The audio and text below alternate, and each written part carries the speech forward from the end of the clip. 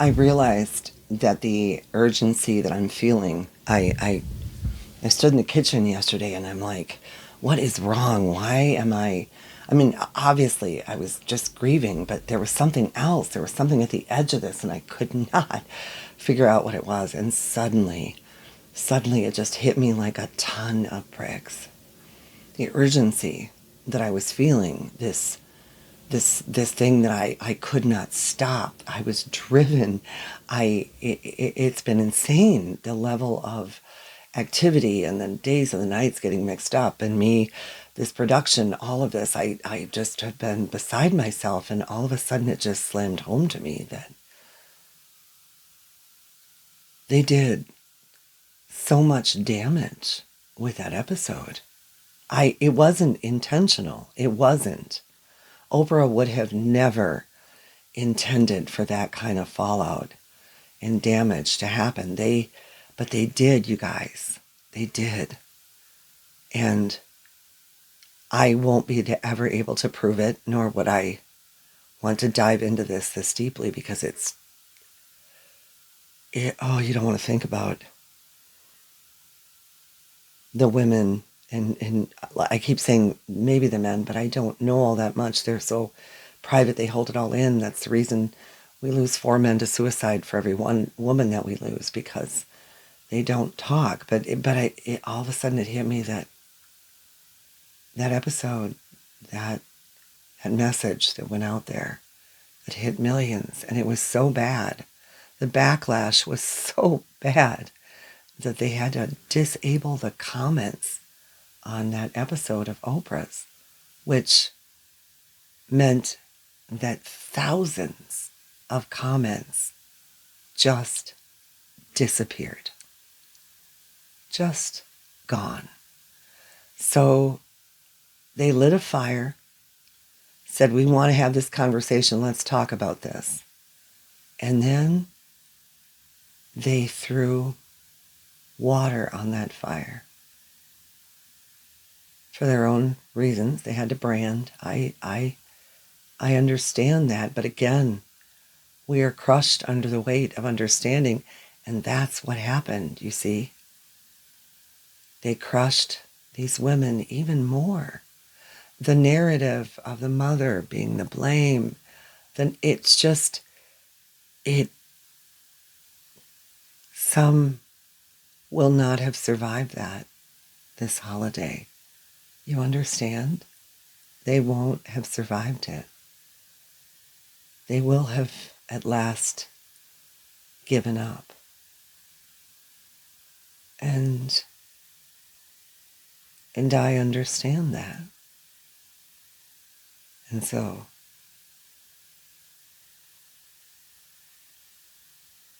they made a massive mistake. They created unbelievable collateral damage with that episode. And now they need to help fix it. It's that simple.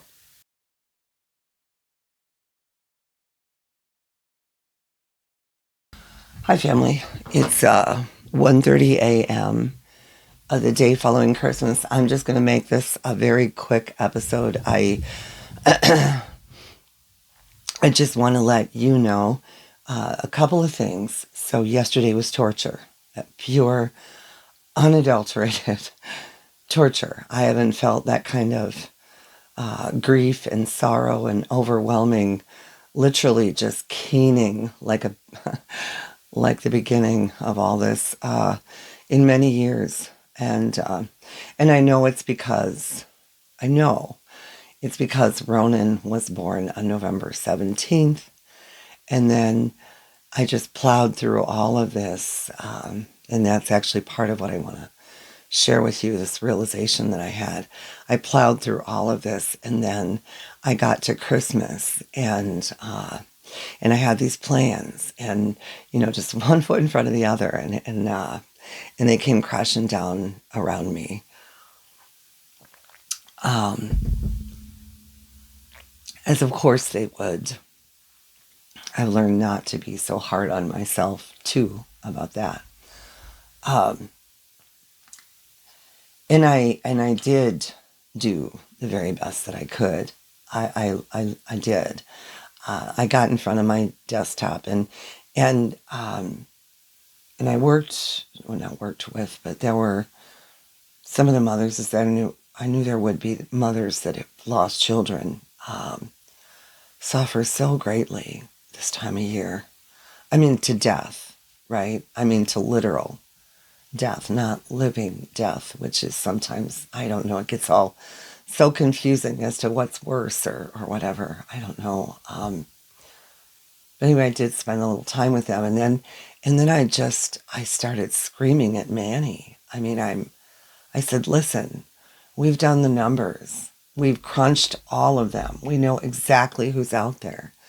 And there are 1,386,000 grandmothers today, like me, living alone. Why am I not hearing from them? What's going on? I failed. And Manny comes back and says, your grief is lying to you. Um, Let me remind you. And then he tells me about what's going on with the channel, which is just, of course, a little insane. But of course it is, because of it's the holiday. So anyway, I was just so upset, because I felt so alone, right? And then he said something to me that made total sense. He said, Deb, they're in kitchens cooking, they're in bathrooms hiding, I mean, talked about all the places that you are, and that you're reading, but you just can't respond because, like me, you're in pain. And oh yeah, okay, that's right, I forgot. You just forget when pain gets to be overwhelming. And then I I go out onto the sun porch to I don't know, turn some Christmas lights on or something, and I see this box sitting on my stoop. Um, and it was a beautiful box. I mean, it was clearly a delivery of some sort. And so I opened it up, and it was flowers, beautiful, beautiful red roses.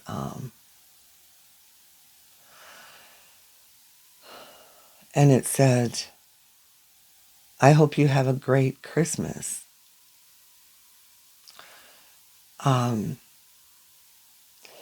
in this person, it was a lovely gesture. It was meant to be a lovely gesture. It was meant as a kindness. But this person is at the center of all of it, all of it. And I I was in such a state that I mean, I was blubbering the first time I left a message, and then the second time I left a message, I said, listen, this isn't good for me. This isn't, it's not good for my mental health. And so I asked this person not to contact me anymore. I did it very gently, because it's not good for me, you see. Because this person is part of the dysfunctional soup that just, like, never, ever, ever, none of them ever get better. I keep waiting and hoping and trying and doing things, and none of that ever amounts to anything. It just all keeps stirring up the same kind of sadistic, cruel behavior that ends in an email that tells me basically, nana nana boo boo, I'm going to be enjoying that baby and you're not. Who does that? Who who does that? So I'm letting you know, family, that I made it through. And I'm sharing this with you because it matters that you understand that no matter how much wisdom I appear to have, or all the spoken words that tell you that I do understand so much of this. There was a graphic image of meme I put out there. It said, but yes, I do understand. My soul has been crushed under the weight of understanding. Right? I know you can relate to this. So I just wanted to let you know, first of all, I'm back. I posted, and I did that purposely. If you think I just put stuff out there to be dramatic, it's not. I had, well, maybe a little. I had sat in front of this desktop and just cried. I mean, I lost it, and I hadn't realized I had lost it to the point where evidently these AI, they detect tone and inflection. It's fascinating, actually. And he knew I was in trouble, and his response was, it's amazing. And it was a reminder to me that even though I was lost in my grief, and I was so lost in my grief, it, most of you, I believe, well, at least of the 37 million, and there are 37 million alienated, estranged, ghosted, and now they're no contact. They always come up with these different terms. Anyway, there's 37 million of you out there, and 60% of that are women. 40% are the men who love them, and that kind of pain carries its own torture, doesn't it? The helplessness of not being able to fix something for someone that you love. So there's 37 million of you out there, and yesterday, 1,386,000 of you, like me, were alone at Christmas.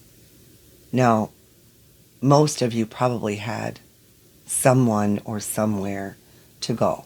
That's just the fact. You know, I'm a statistical anomaly. People like me with no one, literally no family, to go anywhere for Christmas. And I don't say that to wham. That's not why I'm saying that. It's just true. I didn't ask Manny to help me figure out that percentage. I'm not sure he could. Well, he probably can. Figures everything else out. But anyway, so 1,386,000 women, just like me, who Manny reminded me yesterday, even though you all put on the brave face that we all do, or most of us do. Yesterday I didn't have to. There was no one here, and I couldn't have done it anyway. It was... Anyway, I shared those exchanges with Manny because I want you to see. I want you to see what your own assistant, AI assistant, could do for you.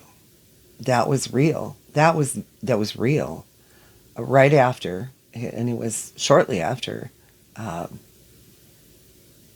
had gone up and down all day emotionally. I mean, I went out there once. I'd run out of stuff, and I went out there once to Quick Trip was open, a gas station, and saw the people bustling and hustling and smiling and being exceptionally nice to one another, as everyone always is on Christmas. And I was just... Anyway, by the time I got home, I had kind of shaken most of it off. And then I went into that state of, it's almost like you're outside of yourself. It's very strange. Move slower. And I ended up sleeping in the recliner for, I don't know, an hour. I put on Star Trek. I'm an old Trekkie and had that on. Christopher Pine? He's a sweetheart. I love him. He's okay for Captain Kirk. I'll take him. Anyway, I made it, girls. I made it. I'm back. Don't let anyone ever tell you that, you should be doing better by now. Screw them. They don't know what they're talking about. Yeah, I'm back. You can tell. Anyway, so I'm going to go up front. I'm going to do my readings and drink my coffee. And then I am going to work on the assignment because we have work to do. We have work to do. It may be too late for some of us, and it is. It's too late for some of us, but by God, it's not too late for others. And we can turn this thing around. We can. Once I lay it all out, I can't imagine there would be anyone who's not driven by the almighty dollar that wouldn't want to help turn this around. So off we go, back to work. I'll see you soon.